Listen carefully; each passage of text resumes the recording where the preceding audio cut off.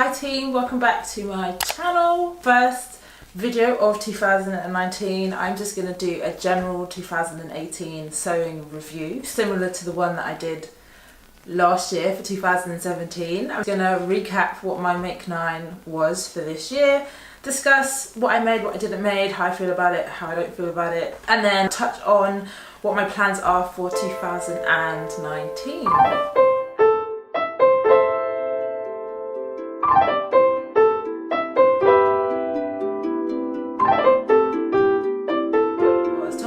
To make underwear, so that was a new one. I had some patterns that I had bought that I'd had my eye on from Simplicity in a January sale, and I bought them with the intention of learning how to make underwear, or at the very least the little bralettes, lace bralettes that have been on trend everywhere, which is something that I didn't do. The next on my list was bodies, which is in the same vein.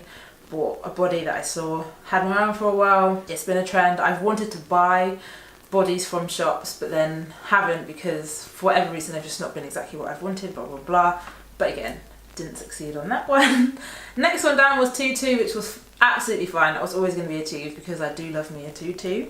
The next one was Motif T-Shirts, which was then a progression off of the one that I wanted to do last year, because I think last year, 2017, the goal was to use stretch fabric more, so that's where the bodies and the Motif T-Shirts fed in this year, because I didn't really achieve that in 2017. Didn't really do Motif T-shirts. Use stretch fabric, but not Motif T-shirts.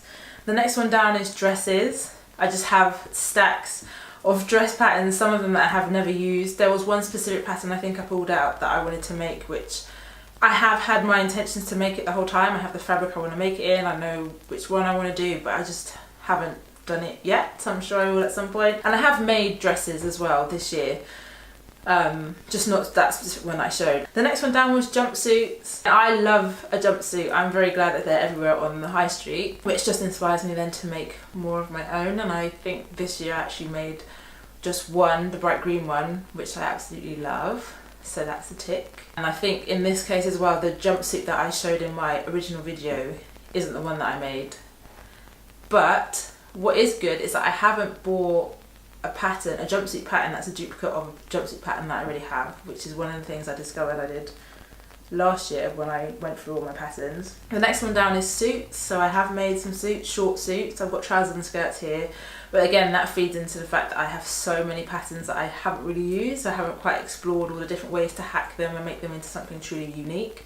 So that was why the suits were in for 2018. Outerwear, again, have patterns, haven't used. And then bags. So outerwear and bags actually technically roll over also from 2017 into 18. Because part of it because of the patterns. So I specifically bought a pattern in 2017 to make a bag, which I then didn't make. And I have got outerwear patterns that I've had for a good couple of years that I haven't made. So I wanted to bring that in as well. Definitely touched on this in my November sew and tell. I haven't really stuck to my Make 9 for this year, which I'm absolutely fine with, because yeah, the motivation and consistency of my sewing in 2018 was not really there, which you can definitely tell from my sew and tell videos. I think there's one at the beginning of the year for January, then I think there's one in summer for June, and then the last 3 months of the year were then a bit more consistent. So that just kind of gives you an idea of how much sewing didn't really happen. In between that, I tried to do sewing vlogs on a weekly basis to sort of keep it going in terms of having content and things on YouTube that is relevant to sewing. But in terms of being like, this is a finished garment and all of that together, I never quite got quite as consistent with that. Before we go on into the plans for 2019, what you can expect, all that good stuff, I just really want to run through some of my favourite makes from 2018. First up on the list is actually one of the first things I made in 2018, and that is a coat. And it's this coat, which you will hopefully remember from my January sew and tell at the beginning of 2018.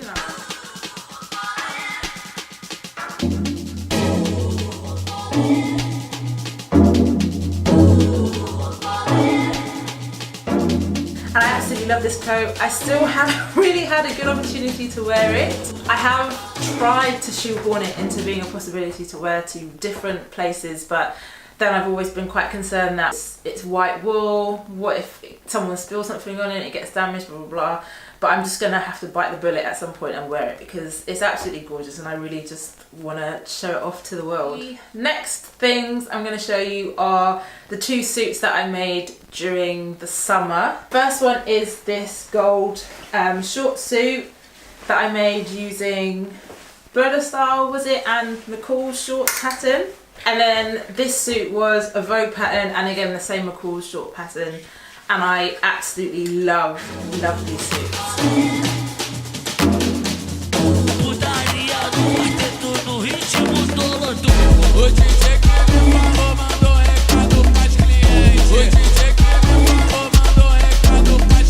I think I'm definitely more of a short suit person than a trouser suit person, but I think that might just be because the trouser suits that I've made, the trousers have been relatively plain. They've just been straight leg, high-waisted straight leg trousers.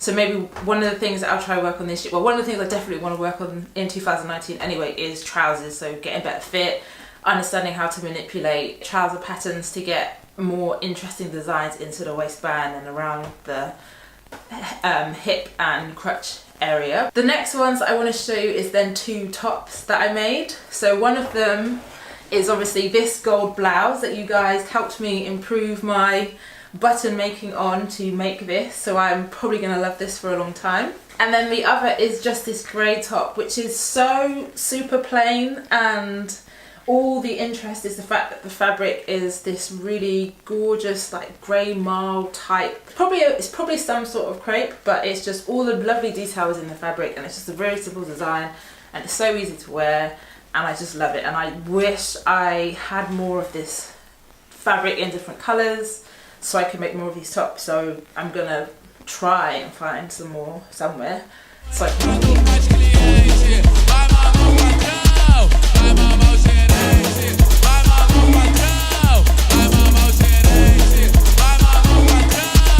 And then my final 2 things to show you are 2 dresses with a shout out to a jumpsuit. So the first dress that I'm going to show you is this gorgeous chiffon printed one, which is a one that I think I made April-May time, showed it in June, which again, I really love this dress.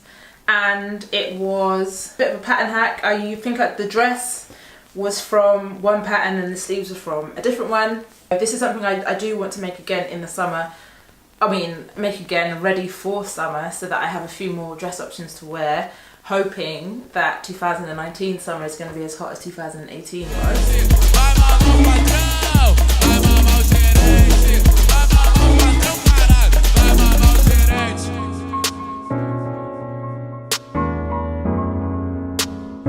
And then the next dress I want to show you it's not finished. I can't even be like, it's not technically finished, it's not finished. But it's the dress that I was aiming to make for my little red dress entrance to the challenge, and I didn't keep to the deadline, obviously, because I don't think I've ever kept to that deadline or potentially any challenge deadline.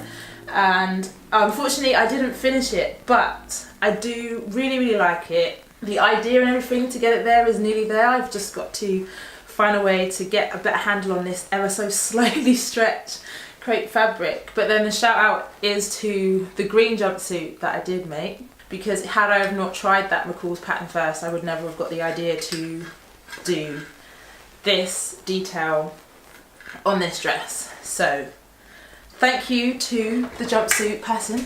Into 2019, so I'm not going to do a make 9 for 2019 this year. I feel like I've done it for 2 years and I've not been able to keep to it, so I don't see why a third year will be any different. And the reasons why I haven't kept to it hasn't been because I've not been able to do it, it's just things come up that then change the course of different things. I think my purpose for the Make 9 for 2018 was more to have it as a focus of a reference point to go back to and say, oh, if you're stuck for things to make, you can make something that fits into this list because you have a list that you said you're going to do.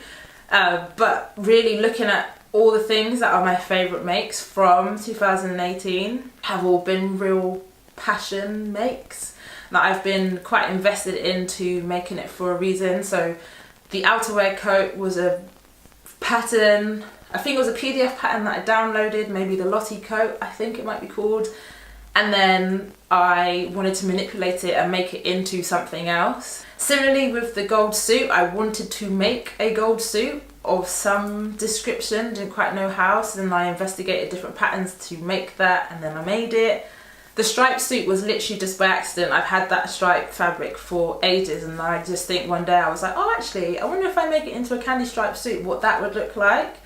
And that turned out great. The chiffon fabric that I made into the floral dress, again, had that fabric for ages. Just one day was like, oh, I wonder if I put this pattern and that pattern together, what it looks like, and so on and so on. Each of the items has their own little story. So for 2019, my goal is to make more passion project clothing, and to really do it in a way that gets me to really where I want to be. So growing up, I was always really wanting to like dress super glamorous all the time, just because you can, and I always thought that that's what older women did, and that's part of the reason why I started sewing. I mean, a small part of it, but it's the part that I think I've ignored a lot. And then when going back to my favourite makes of 2018, they are all, you know, like everyday glamorous, let's say. So I definitely want to follow on that, so that it is a everyday glamour theme always. Not saying that I'm never going to make casual clothes. I definitely want to try and make some loungewear this year, because I need some clothes to lounge in, and I will probably still try other things like accessories. I do really want to make a proper rucksack or a proper bag that's not a shopper, just to understand how it works and how it's made and things like that, just so I can know how it's made, and then if I want to make it in future then I can, but if I don't, I just want it to be a tick off the list. If someone says to me, can you make a bag? I can say yes, I can make a bag.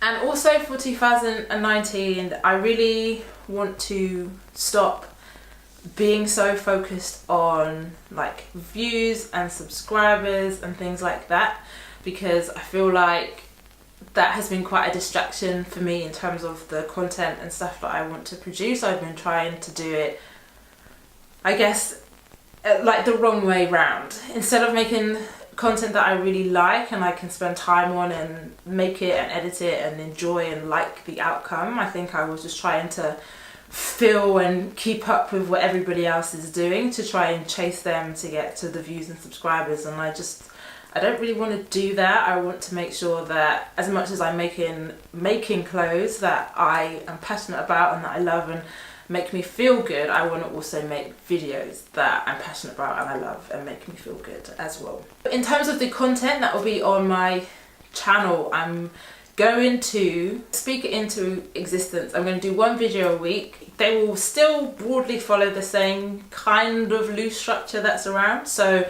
every month we'll have a sew and tell of the previous month's makes, and then following that will be a lookbook the week after of those month's makes. And then where I've been doing weekly sewing vlogs, or at least been trying to, I'm probably just going to try and condense that into one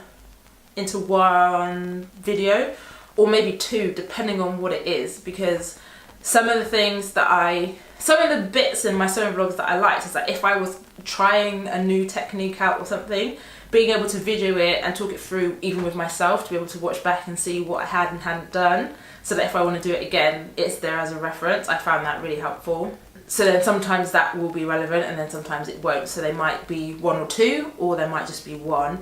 And then the fourth video will probably be just a general month roundup. So a video probably a bit more for myself in terms of how are you achieving your goals, like what is there anything that you've done that month that I really want to share, because I want to do more stuff as well in my life, if that makes sense.